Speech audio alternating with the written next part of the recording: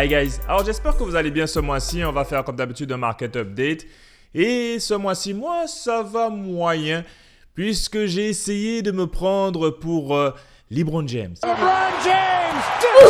Résultat, j'ai un petit problème au bras. Mais bon, ça va passer. You know what it is!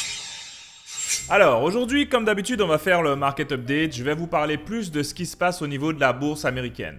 Alors, on a remarqué que le mois dernier, la bourse a chuté pas mal et elle a commencé à repartir. Elle chutait et elle a chuté tellement en fait que même moi, je me suis dit, vu les signaux et les indicateurs, on est peut-être rentré dans un bear market. Est-ce qu'on est vraiment rentré vers une chute ou est-ce que la reprise actuelle est fausse?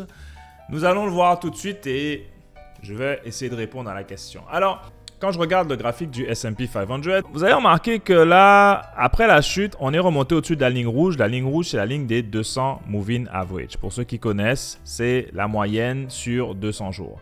La bourse a explosé vers le haut, vraiment surtout aujourd'hui pour plusieurs raisons. Donc, la raison principale, évidemment, c'est que notre ami Jérôme Powell est sorti de son trou quelques jours plus tôt pour dire que non, nous n'allons pas hésiter à remonter les taux d'intérêt. Si en fait l'inflation est mauvaise, eh bien nous allons continuer de monter les taux. Mais la réalité est quoi? C'est que le fameux taux qui mesure l'inflation, c'est le CPI, était plus faible que prévu. Donc du coup, on est à 3,2% pour le mois dernier. Et ça fait quoi? C'est très positif pour la bourse. Donc, vous voyez ici, ça c'est l'inflation. On est monté à un pic pratiquement en juin 2022. J'en ai parlé il y a quelques mois auparavant pour ceux qui suivent. Et on est dans la bonne direction, donc on descend. L'inflation chute et ça sous-entend quoi en fait? Ça sous-entend que si l'inflation chute, les taux d'intérêt ne pourront pas rester élevés aussi longtemps parce qu'ils vont attendre que les taux d'intérêt brisent quelque chose, qu'il y ait une récession, que voilà. Donc s'il y a une récession, et je pense que c'est déjà le cas, au bout d'un moment, quelque chose va briser dans l'économie et ils vont dire quoi après avoir bloqué les taux d'intérêt? Les choses vont mal, il faut absolument qu'on baisse les taux.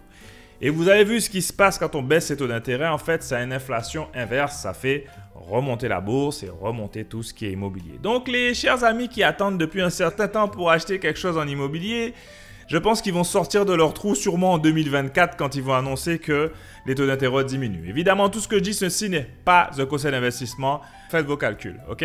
Alors, moi, il y a un autre truc que je regarde en ce moment, c'est quoi? Qui me fait dire que la bourse, elle peut encore monter. Vous voyez cette courbe-là? Ça, en fait, c'est la courbe des 10 ans du gouvernement américain. Ce sont les obligations. Et vous voyez qu'on a eu un pic à 5% ici. Et c'est ça qui détermine ce que la Réserve fédérale donne comme taux d'intérêt. Donc, la Réserve fédérale a beau faire les gros bras. Eh ben non.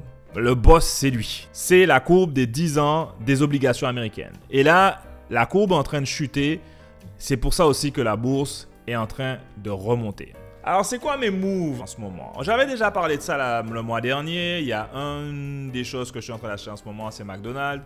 Je l'avais acheté il y a quelques temps. L'action a déjà commencé à remonter. Il y a autre chose que je regarde par contre à nouveau, c'est Tesla. Oui, encore Tesla. Alors, je vais vous montrer pourquoi je regarde Tesla. Au niveau de McDonald's, vous avez vu que j'en parlais, on était pile sur la courbe de tendance, sur la ligne de tendance. On a rebondi.